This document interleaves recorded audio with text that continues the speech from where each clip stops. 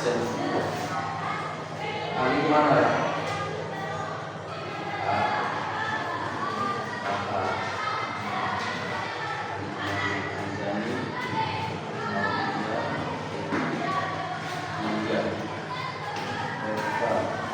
Ina enggak surat?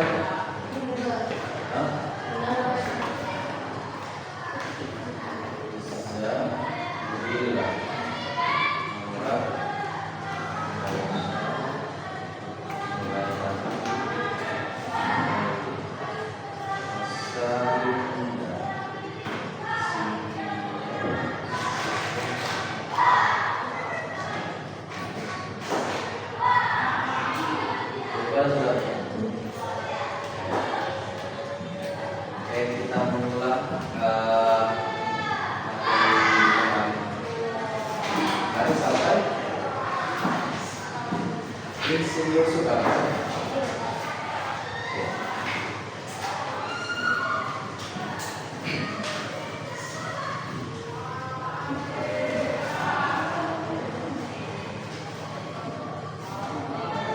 Insinyur Soekarno.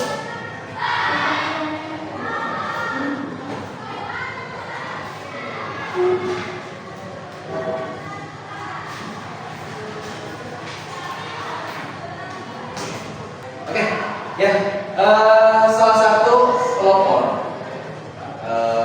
berdirinya BPPK atau Badan Penyelenggara menjadi usaha-usaha DKM itu adalah salah satunya Insinyur Soekarno. Ya, beliau juga mengungkapkan yang kemarin sudah pelajari tentang pandangan yang disampaikan oleh siapa? Supomo dan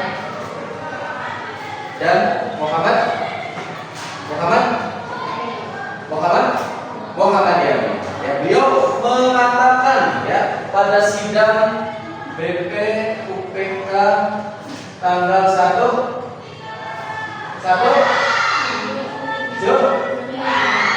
Juni 1945 ya, beliau mengungkapkan ada 5 gagasan ya, yang beliau katakan bahwasanya Indonesia merdeka itu yang pertama harus apa? Harus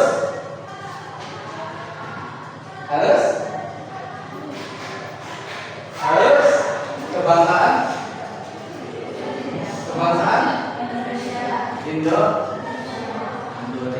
yang dimana dia mengatakan maksud dari kebangsaan Indonesia ini, negara Indonesia yang merdeka itu harus berdiri di atas berbagai golongan masyarakat. Ya, karena apa? Di Indonesia bukan hanya ada 1, 2, 3 suku, tetapi banyak sekali suku yang ada di Indonesia. Salah satunya yang di Jawa dulu, ya, ada Jawa, ada Sunda, ada Batak, ada Betawi, ada Dayak, ada Papua, ada banyak sekali. Indonesia harus mampu menyatukan suku-suku yang mungkin berbeda kultur dengan kita orang Jawa. Ya, yang kedua ada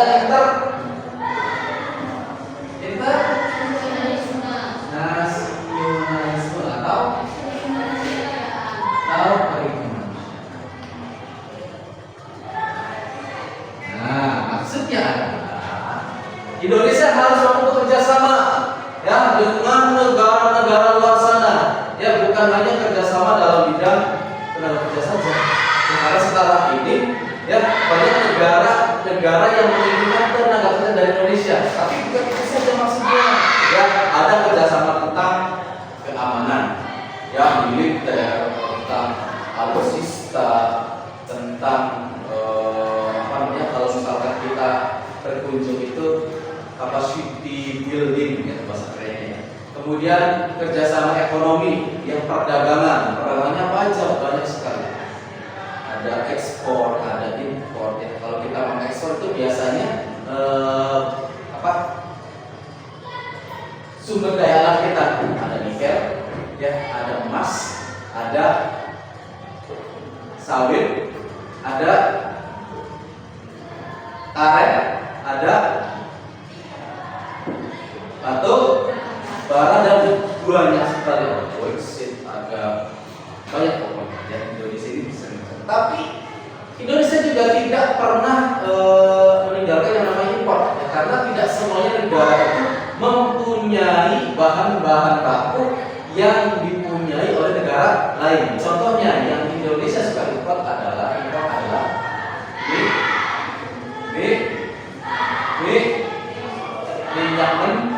minyak mentah. Apa? Ya, untuk BBM, untuk kebutuhan masyarakat Indonesia. Oh, Indonesia juga pernah yang mengimpor beras. Pernah. Dari mana? Dari negara timur yang India situ, Indonesia juga pernah. Kemudian daging, ya, dari kebanyakan dari Australia. Dari apa? Dari sapi, daging ayam, tapi lebih banyak dari sapi. Ya, kemudian apa lagi selain ekonomi?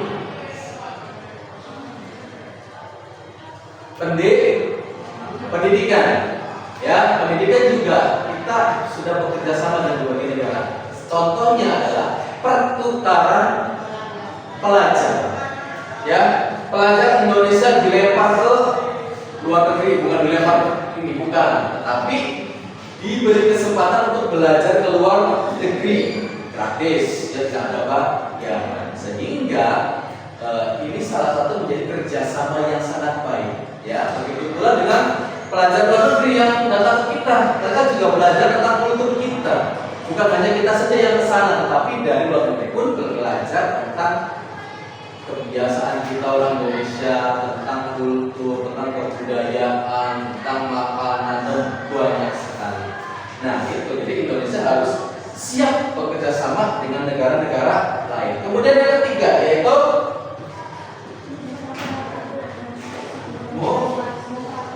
mufakat demokrasi. Nah, yang dimaksud dari mufakat demokrasi ini, kita ini harus mempunyai sebuah kesepakatan. Yang ini yang dimaksud adalah ketika dalam penyusunan undang-undang dasar, penyusunan sesuatu tata tertib yang harus diterapkan, harus adanya kemufakatan. Demokrasi, ya, tidak adanya paksaan. Ya, kita mau memilih siapapun itu terserah, mangga. Tidak boleh, Budilah kamu harus nyobos ini, ya, Leli kamu harus pilih ini. Tidak ada. Ada silakan pilih mana yang menurut kalian itu baik, mana yang menurut kalian itu bagus, sesuai dengan apa yang dia sampaikan dan kita setuju, maka kita bisa memilih secara bebas, tidak ada paksaan. Nah, yang ke-6, yang ke-4, maaf, yaitu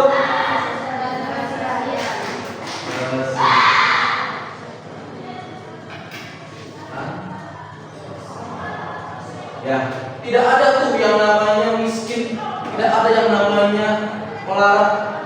Yang diinginkan Soekarno-Hatta. Tapi saat ini, ya, dalam proses pengentasan kemiskinan, Indonesia masih banyak berjuang.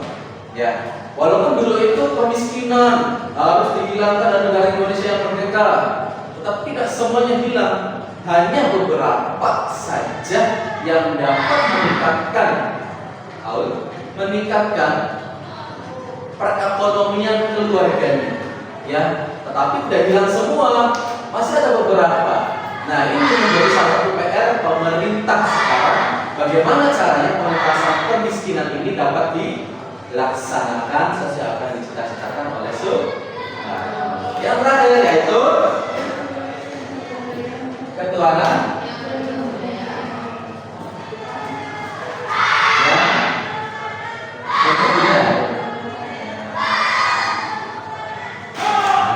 Yang dimaksud dari ketuhanan yang berkemudian adalah negara Indonesia ini berdasarkan pada ketuhanan yang Maha Esa. Tidak boleh adanya paksaan terhadap pemeluk sebuah agama. Ketika ada orang yang ingin pindah agama yang didukung, jangan dicaci mati. Ya, ketuhanan yang berkebudayaan. Ya, negara ini berdasarkan pada ketuhanan yang Maha Esa, yang dimana masyarakat itu atau kita dilarang untuk memaksa orang untuk memilih sebuah agama. Biarkan orang itu dengan suka hati, dengan keyakinannya sendiri bahwasanya ini adalah agama yang baik untuk saya, agama yang cocok untuk saya, agama yang sesuai dengan keinginan saya. Tidak seperti itu. Tetapi ketika ada orang yang memaksa menghayati kalau masuk ini, itu tidak boleh. Sangat dilarang oleh undang-undang. Pemaksaan terhadap pemeluk agama itu dilarang. Ya makanya sudah diatur dalam undang-undang bahwasanya ketuhanan yang Maha Esa ini harus sesuai dengan hati nurani pemeluk itu. Kenapa Indonesia harus seperti itu? Karena keyakinan orang itu berbeda. Tidak boleh ada yang namanya paksaan, apalagi sudah berhubungan dengan tauhid. Dia katakan saya tidak boleh. Ya makanya ya, dalam surat pertama itu tercantum kata ketuhanan yang Maha Esa yang